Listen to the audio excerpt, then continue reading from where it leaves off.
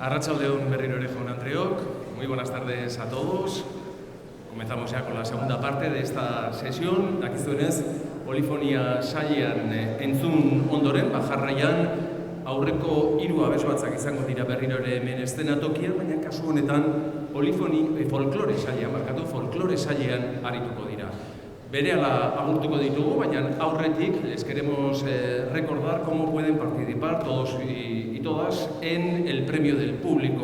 Como ya sabrán, este año la votación es telemática. Al final de la sesión aquí mismo se va a proyectar un código QR y mediante el mismo van a poder acceder a una página, la página de votación en este caso.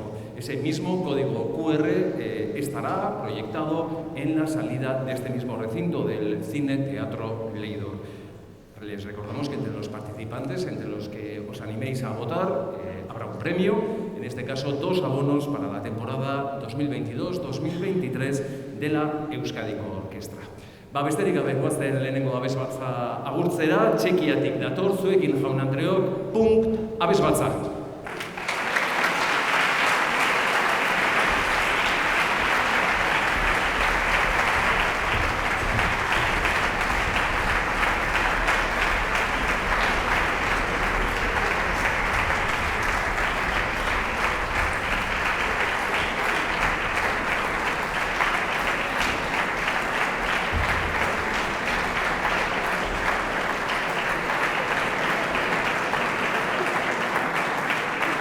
Zuzendaria Igor Karpilowski.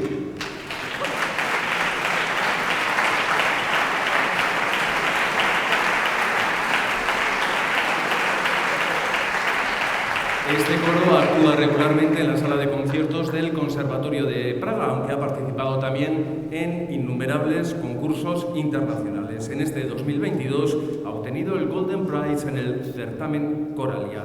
Con todos ustedes, zuekin jaun Andreok, Txekiatik, abesbatza.